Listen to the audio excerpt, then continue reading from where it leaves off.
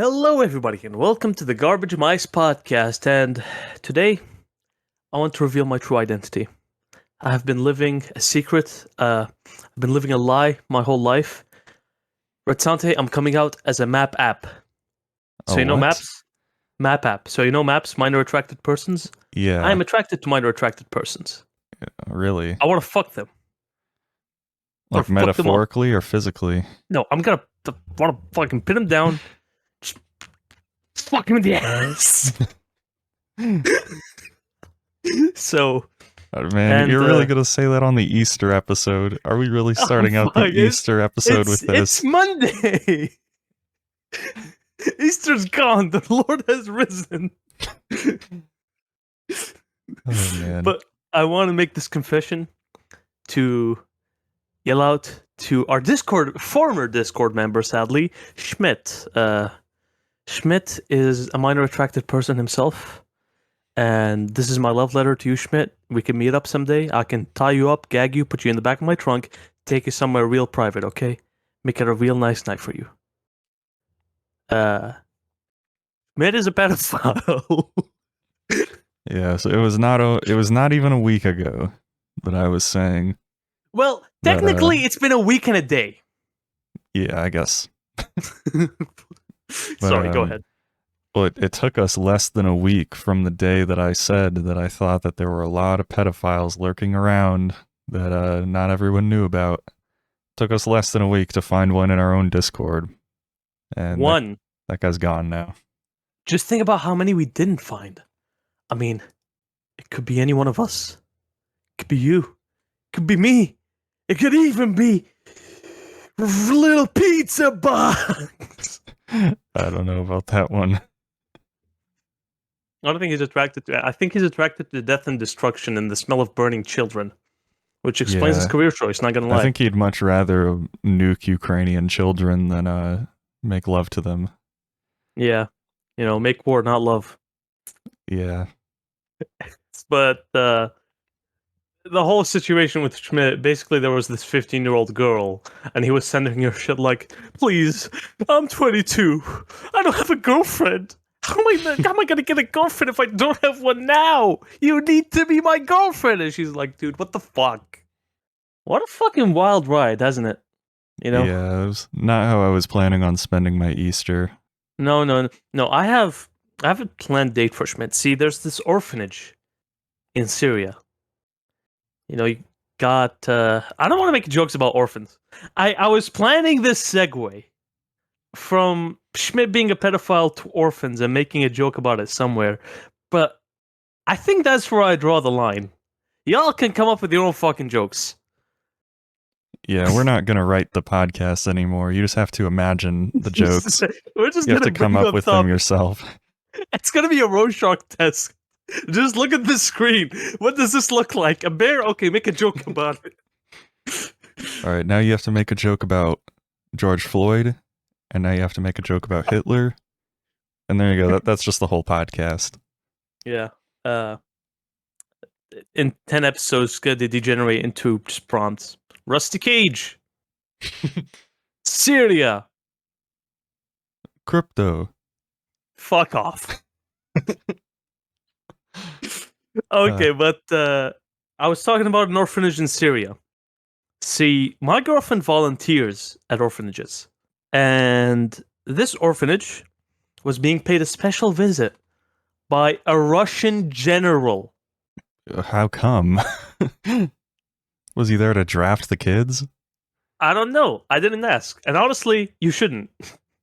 Don't question it. Probably not. Just let it happen. I don't know. If I was a little orphan kid and then Putin showed up one day, I don't think I would really want to ask him that many questions. Smile and wave. Smile and wave. Now, again, Syria has been at war for the past 10 years, and this Russian general is a war-tested veteran. He's not some fucking cushy, mushy U.S. general fucking piloting drones from his comfy office on the Pentagon. This dude is in Syria. I don't care if he's a general. That's miserable. I wouldn't wish that upon my worst enemies, but luckily they already have that. I don't even have to wish it upon them. How do you think Syrian orphans deal with having a Russian general? What do they, like, troll him? I wish. What do they do? I mean, it would be pretty funny, but not for you. Not after the first 10 minutes. You get just dragged along. This general shows up with a bunch of soldiers surrounding the perimeters and armored personnel vehicles blocking the whole road around the orphanage. These orphan officials, these, management of the orphan, have had so much time to prepare. So they had a few plans for the day, including when the general walks in, the so-called Russian teachers taught the children how to sing in Russian to the general. Oh, great general. Oh, thank you for saving us. Oh, great general. Thank you. But in Russian. So it's like, yes, vodka, yes, хорошо, vodka, general. Vodka, car crash, dash cam, Adidas track pant. Exactly. No, see, we're making fun of it. That's exactly how it went. That's exactly how it went. None of the children knew how to say the Russian words, and none of the children sang together. Imagine a mishmash of 8-year-olds, of Arabian 8-year-olds, trying to speak English to you and sing, like 10 of them at once. It sounded probably like the screeches of the fires of hell. And already off to a great start. They're orphans, whatever. You can't expect much of them. Everybody talking about, oh, we should give back child labor. No, I'm against child labor. They're awful. They have awful work ethic. They want to fuck around and fool all day. And that's how we got into this situation. Who I blame, though, is their teachers, who then proceeded to walk up to the general, trying to initiate conversation in Russian, only to pull up Google Translate on their phones and try to talk to him through Google Translate. Every time he would say a sentence, they would type it into their phones, read the fucking translation, type something back, and then say it to him. Man. These are supposed to be teaching the children Russian. Okay, strike 1 out of 3, right? What happens next is, with little orphan girls, they teach them dances, they teach them whatever, and it's a Middle Eastern country, so you have all these Turkish dances. On a 9-year-old girl, it's quite cute. They're just shaking a butt, and it's funny, and it's, haha, look at this little cute girl. They didn't teach them much else as they grew older. So at this point, you have these dance teachers choreographing a bunch of 13-year-old girls doing the most, I don't want to say the most, it's not like, twerking or whatever, but very suggestive dances in front of this Russian 50-year-old war-tested general who probably has a wife and children back home. He was making a real, genuine effort to look everywhere except there. He was looking at the roof tiles. He was looking at the ground tiles. He was looking at the windows. So, strike 2 out of 3. It's fine. Whatever. Then they go to sit down in the office. And, it's a Middle Eastern furnished office. Jesus Christ was a Middle Eastern carpenter. We have a lot to live up to as Middle Eastern carpenters. You go to any furniture shop, they have some of the fanciest, best designs. And in that office, they had a bunch of really fancy chairs with velvet and leather. And they also had a plastic chair. One of the mass-produced ones. You know the ones? The white like ones? A folding chair? No, not even a folding chair, like a lawn chair. Oh my! In an office? In an office? This is Syria. A lawn chair in an office? This is Syria, right? And so, everybody who walked before the general proceeded. The general, the guest of honor, proceeded to take the fancy head chair, the nice sitting guest chairs at the couch, and they wanted this fucking 8-year war veteran who's been fighting with Syria's side for so many years and probably came to give them more funding. The lawn chair. Nah, man. You have to sit on the lawn chair. You have to sit on the lawn chair. He's like slumped way down. He's trying to sit at a meeting at a table and he's slumped way down in the lawn chair. Like his eyes are barely peeking up over the edge of the table. If I'm not sure if I'm remembering this correctly, but it was also implied that it's like a children's lawn chair. So this like 5'11", 6', 50-year-old general is sitting at like knee level. Man, maybe there's a reason that Syria is where it is. Maybe you deserve to be in the position that you're in. If when a foreign general comes to your country, you make him sit in the Hello Kitty lawn chair at the orphanage. Well, he wasn't very happy. He wasn't. I hear like my girlfriend and her friend had to have a really long talk with his interpreter to try to cheer him up. Yeah, I can imagine. Yeah, so he probably didn't want to go back anytime soon. He's like, man, I'm never going back. Here's the thing. He was supposed to be scoping it out for his superior. His superior was supposed to visit on Saturday.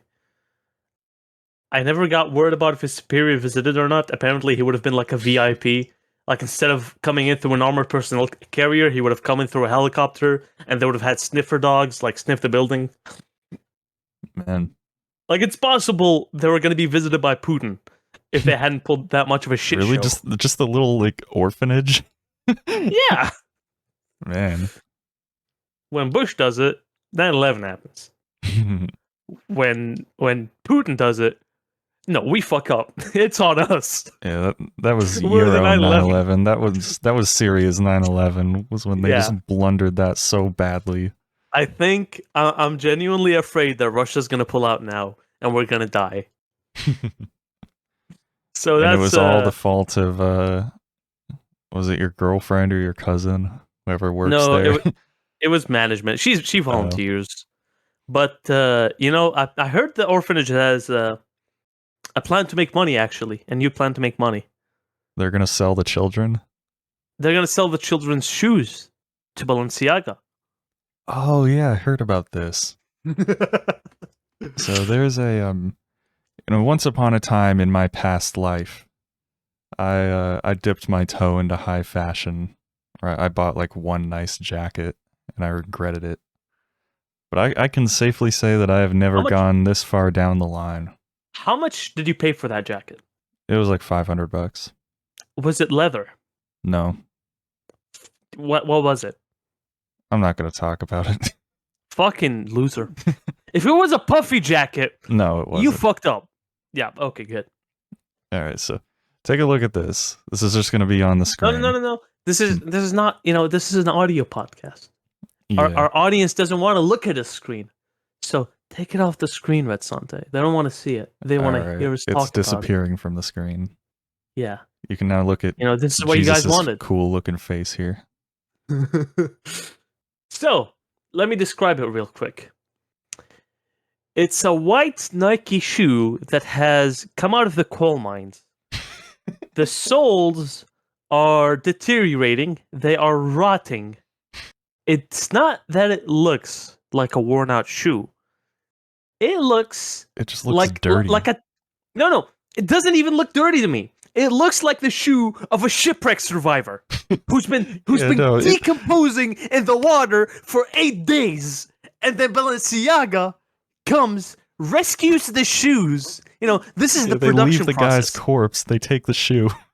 Yeah, they take the shoe and they're selling it for $950. This shoe is disgusting. Yeah, no, it literally looks like you took a brand new pair of white shoes and shipped it to the third world, and then it was in some farmer's family for 20 generations, just passed down one after the other. But Sante, you're wrong. It wasn't on the farmer's family. It was on his bovine's family. It was in the cow barn.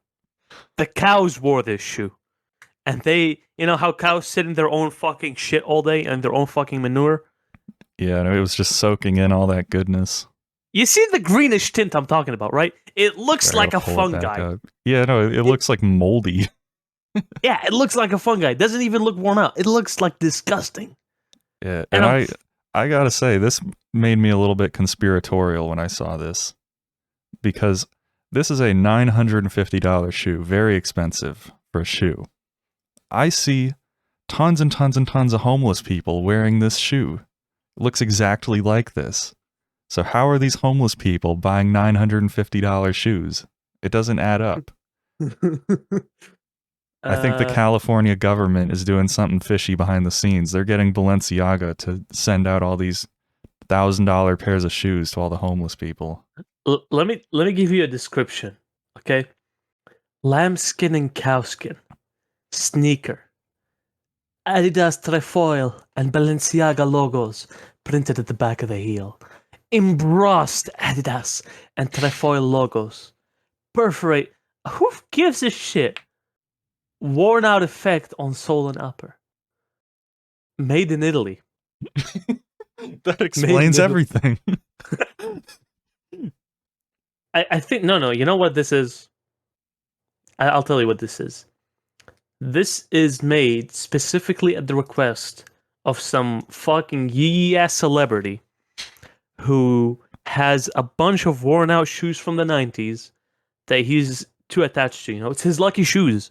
He scored his first acting gig through these shoes, and he's been wearing them everywhere ever since. And so, whenever he shows up to the red carpet, people are like, look at this man's yee ass shoes. Look at this disgusting fucker's feet. He must be moldy. And so he's been feeling butthurt about it. So he prints out an Adidas and Balenciaga logo on the back of it, contacts Balenciaga reps like, hey, you guys gotta hook me up. They make this shoe so that next time he shows up to the red carpets, his disgusting unwashed sneakers can be looked at by the press and being like, oh my god, is this the new Balenciaga? Yo, this is $1,000 shoe. Yeah. Also, I would like to point out that this is a woman's shoe. If I had a girlfriend or a wife and I bought them this shoe, I would hope that they would slap me silly for this. This is divorce material. Okay, look, as a Christian, I listen to Jesus Christ when he says, don't fucking divorce your wives. I think we can But make an exception. I believe he would make an exception as well. It's not just the fact that these shoes are disgusting. It's the fact that you paid $1,000 for them. Yeah, Fucking and hell. you're paying $1,000 to Balenciaga, like one of the worst, like one of the most evil corporations to ever exist. Like, What's so evil about them? I don't know how much I should say, 'cause I don't know how much is legally confirmed or not, but Source, it came to me in a dream.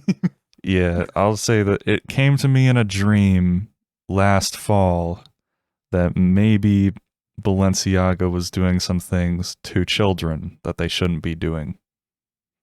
You know, I don't think that happened in real life. It was just it was a dream that I had. Yeah, very vivid dream. And what Yeah. are these dreams you have about children, Red Sante? Oh, those weren't dreams. It could be any one of us. Could be you. Could be me. Could even be Balenciaga. Yeah. The last thing Yeah. I'll say about this is I was dressing like a homeless person before it cost this much, so I think I deserve that respect. I was way ahead of Yo, the curve on this. yo, I got some nice fitting fucking surplus, worn out, torn apart jackets, just in case it comes rogue. Yeah, Well, you'll be the finest dressed man in the function if you wear that jacket from Syria that got like a C4 thrown at it. People will think that you're people will think that you're a billionaire if you show up in that thing. I mean, hey, do you know how expensive C4? No comment. I'm gonna stop myself right there. I swear this podcast is gonna get me deported, man. I don't know how expensive C4 is, dude. I don't know. Yeah, For all I know, I don't know. it's quite cheap. Yeah, I don't know where exactly I would find out how much a C4 costs. I'm just gonna stop. Yeah, but speaking of third world children working in sweatshop factories, Yeah, speaking of that, I don't know, where were you going? I'm not going anywhere. I'm just speaking about them. Yeah, I think they're speaking funny. of that, this video No, I think is they're funny. sponsored by the Chinese slave labor factory. Make sure to get all of your No. harvested child organs. You got it wrong, Redsante. This video is sponsored by the Chinese Slave Owners Union. We are unionizing for slave owner rights. You know, you've heard about property rights before, but we're taking it to the next level. We're extremely libertarian. We stand against the left-wing government of China, the communist government of China, to ensure slave owners' rights. That sounds very progressive to me. Absolutely. It's the woke left who wants to see us cancelled for what they call slavery. Well, yes, it is slavery. Yeah, speaking of slavery, you want to talk about Mr. Beast? Nice segue, dude! Holy shit! That was so smooth!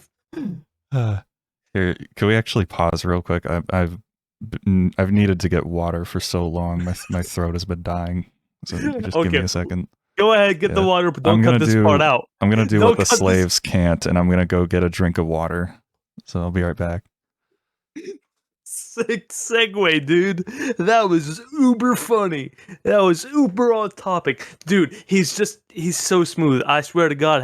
Have you noticed the subtle shift from pedophile to orphanage to orphan shoes to Balenciaga to slavery to Mr. Beast? I don't even know where to start. I'm talking right now. Sir Sante can't cut this part out and pretend it's dead air. I know it's boring as fuck to y'all, but you know what? We do a little trolling here. You guys want to hear about my new crypto? I call it Syria coin. It is literally just the Syrian pound. I want you guys to buy Syrian pounds, Syrian liars. Just go out and buy them. I don't even make any profit out of it. I'm just doing it to help boost my country's economy, yo. I do it for my hood. I'm doing it for my people. You know, this is a great cause. It is internationally sanctioned. You will get audited by the IRS for it because it is illegal to buy it. But please, I beg you, just buy some Syria, dude. Buy Syria. If you make 5 figures at your 9 to 5, you have enough money to buy Syria. You have enough money to buy a country in the Middle East, dude. Like, what are you waiting for? Who gives a fuck if it's illegal? Like, that's ever stopped Epstein. You know, you want to be on that grind. Like my homie Epstein. All right, are you here? Hello? Look, Red Sante, you're going to be editing this podcast tonight, and you're going to hear some wonderful things. Yeah, I'm going to hear all of the defamation you just said about me. So, for anyone who doesn't know, or who doesn't remember the Mr. Beast lore, out of sheer chance, a long time ago when he was a pretty small channel, like less than 50,000 subscribers, I remember I stumbled upon him. I just thought he was all right and subscribed to him. And at the time, I had no idea that he was just going to become a behemoth on YouTube, but he eventually did. But he actually got his start making, like, literally ripping off the Leafy is Here style of putting Call of Duty gameplay in the background and then making fun of kids. Like, those were the videos that originally made him popular. Like, he got his first 100,000 subscribers off of a series of videos that he did called, it was called something along the lines of like the worst intros on YouTube. And it was almost a one-to-one ripoff of the videos that Leafy made called Kids That DDoS. Yeah, I remember that. I remember Kids That DDoS. Yeah, that's how I remember found out that about too. Leafy. But Mr. Beast, I'm gonna be honest. I came in later to his channel. That was when he was doing like the 10-hour reaction videos, like Dance Till You're Dead for 10 hours. Those. I remember my friend in middle school, not high school at that point, early high school, coming up to me like, dude, there's this really funny guy who sits in front of a computer screen for 10 hours watching the same video over and over again. Dude, you have to watch it. It's insane. And I remember looking at him thinking, like, dude, are you high? Like just telling him, that sounds really interesting, dude. Sounds like a lot of fun. I'm gonna Yeah. watch the whole video. But I remember because I've been pretty consistent in actually watching all of his videos since then, and I remember kind of roughly the timeline of all the new people who were added to the Mr. Beast crew. But the one person who wasn't hired on to the team and in the videos because he was an employee was Chris, because he was actually a like a childhood friend of Mr. Beast, where they moved in together and became roommates way before Jimmy was popular online. And they had this house in like the ghetto in North Carolina, and they would make videos where they'd like blow up laptops in the yard, just commit casual terrorism. And Chris used to be pretty based. He got married pretty young and had a kid. I heard like he used to shoot guns. He used to make fun of like he used to be very He used to be based. he used to be pretty right wing. Like honestly, as far as I remember, he at least That's kind that of was basement. I'm glad that our young children who are watching Mr. Beast have such a great role model to look up to.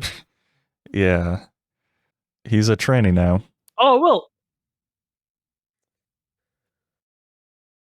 Lord have mercy. Christ have mercy. Lord have mercy. Right, so Carl used to be a Mr. Beast editor. Yeah, Who no, he was after just like a low level employee who clung on to Chris and sort of climbed up the ladder that way. yeah, and turns out it works out well for him, right? Chris would start being like, "No, I will not record any videos without Carl in them," and the Mr. Beast is like, "Okay, dude, you like me? Okay, sure thing." Not knowing what was about to happen. See, what's the thing about Carl? What's so special about him? Uh, he's a homosexual male twisted by drugs and surgery. Is that what you would call him? Sodomite. Do you hear it? Yes. Can you hear what I'm saying? Okay, good. Yes. Good. There's a reason I'm whispering, but yeah, that's what I would call. You don't want the glowies to hear you. You don't want the Jews to hear you. It's worse than the Chloes. It's something worse.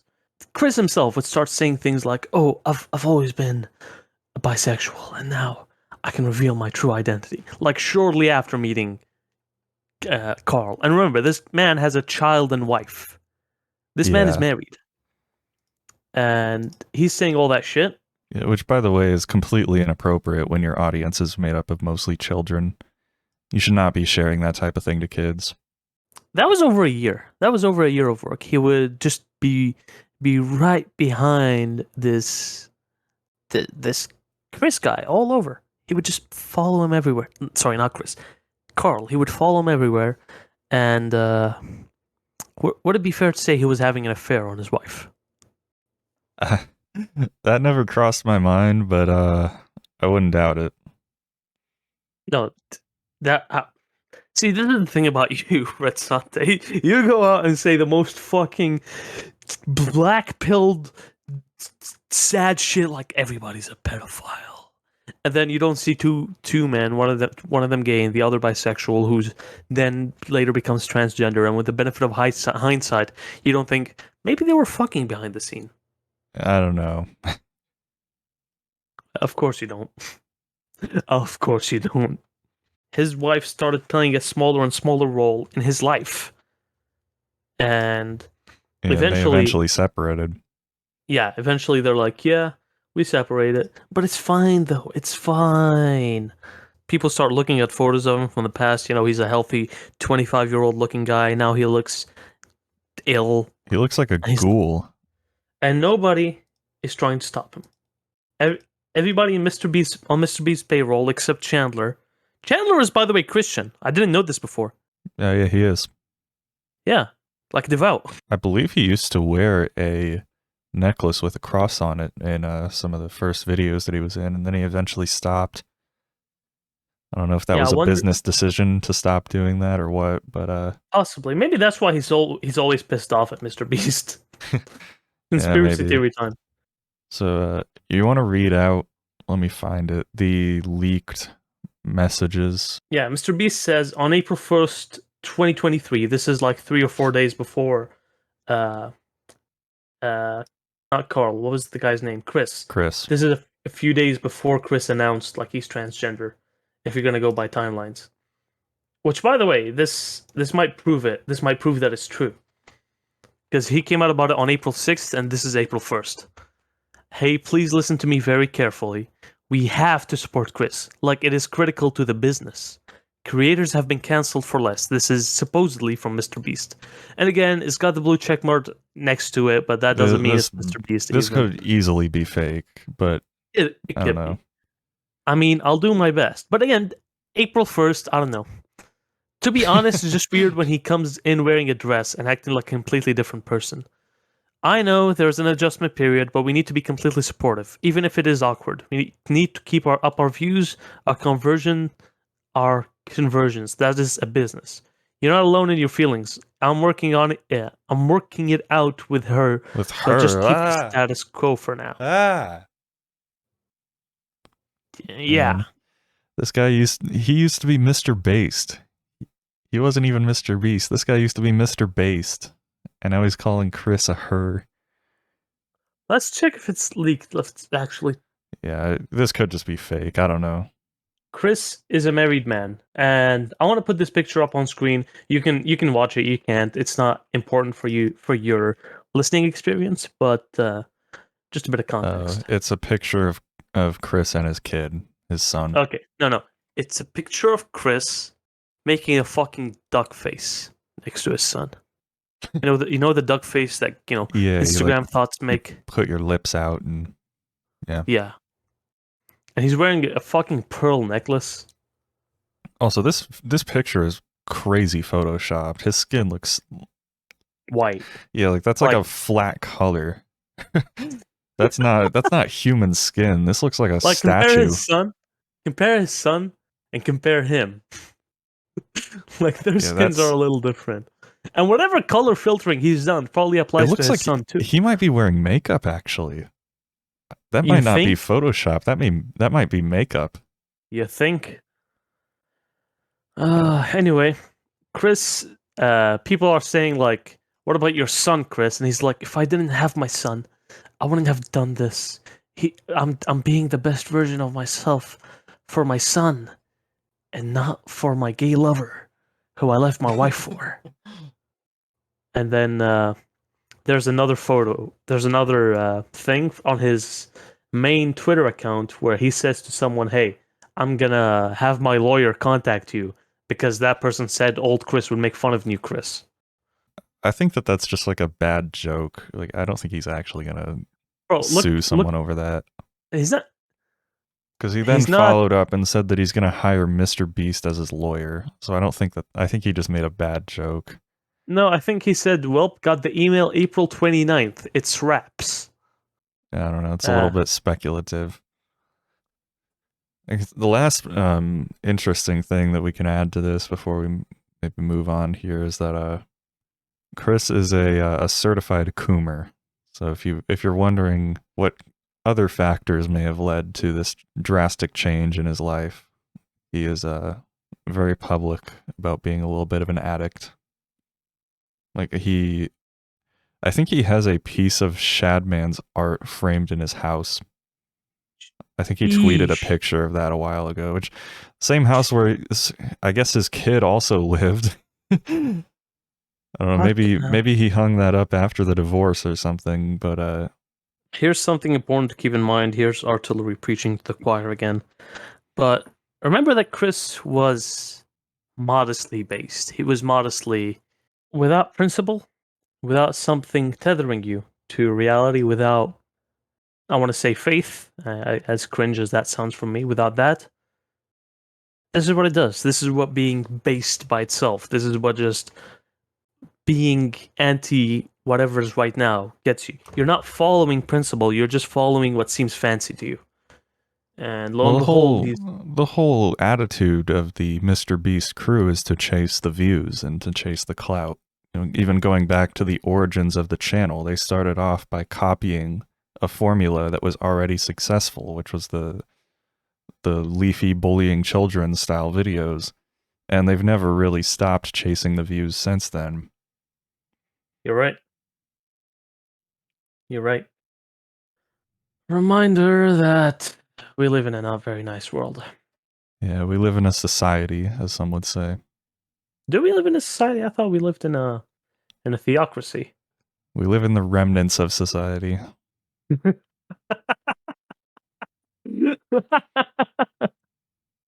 Oh, that's a nice one. It's true though. It is very true. Well, want to move on to a less fucking depressing topic? Yeah, I think we need to get out of the valley here. Okay, let's talk about the war in Ukraine. I think that's a very cheerful topic. Well, that just brings a smile to my face every single morning. I wake up and I think about all of the little kids being bombed by a little pizza box. Puts a little pep in my step, gets me going. No, let's move on to one of our predetermined topics. We have started writing down topics to do. I'm sorry to give you a little insight into how we do things. Man, is anyone going to believe that this show is scripted in any way? They're probably thinking right now, no, these people are just lying. There's no way this garbage is scripted. I recently read a German poem that was like, coffee, coffee, coffee. Arabs drink coffee. Turks drink coffee. Don't drink coffee or you'll be a Muslim. Was that the motivation for 9/11? I mean, honestly, after you've been to Starbucks coffee, having as an Arab, dude, some immigrants probably came to New York City for the first time. It was their first time in America, and they had a Starbucks coffee, and that was so bad that they just snapped. Like, no more. We have to take matters into our own hands here. Let's get back to Chris. This is a shitty topic. We were just commenting, me and Ritsante, about, you know what, this episode's been going really smoothly. All of a sudden it isn't. What happened? Then we just kill it. Oh shit, you know what's funny? What? I saw this Reddit post from a system administrator that, talking about how the many times he's been reprimanded. Referring to supervisor as bro-tato or saying it ever again in any context is grounds for a formal write-up. A poster of my supervisor with a potato for a head is not funny and violates Rule 2. Calling him a bro-tato. Not allowed to rename coworkers. A tip jar on my desk is not professional. Crossing out tips and writing bribes is no more professional. Writing a proof of concept exploit for software deficiencies labeled will not fix is effective but not acceptable. Okay, this sucks, Artillery. Can we just end the episode? This isn't worth it.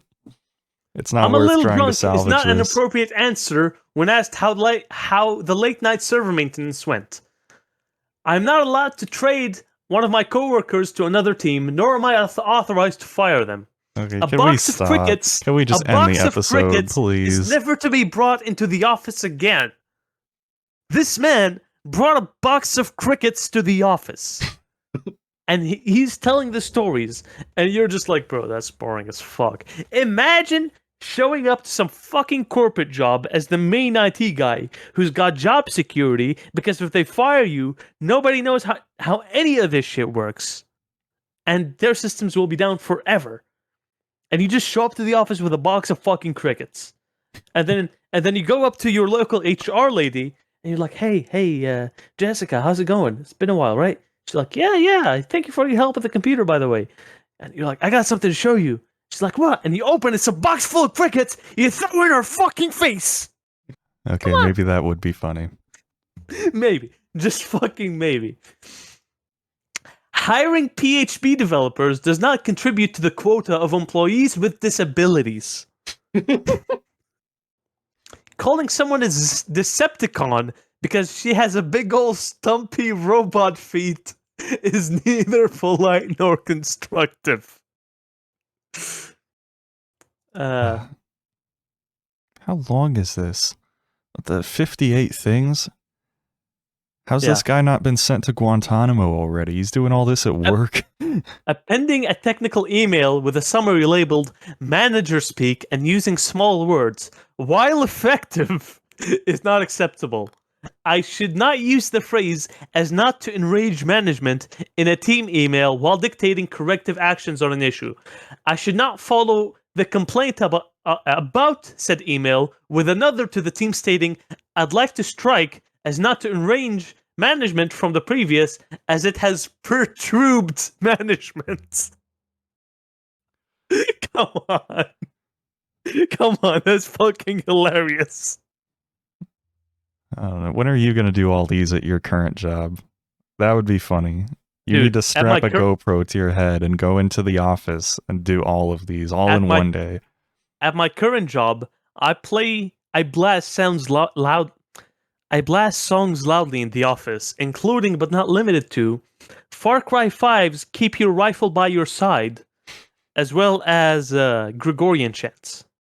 Imagine you walk into an office, in this massive metropolitan city, and you see the IT guy.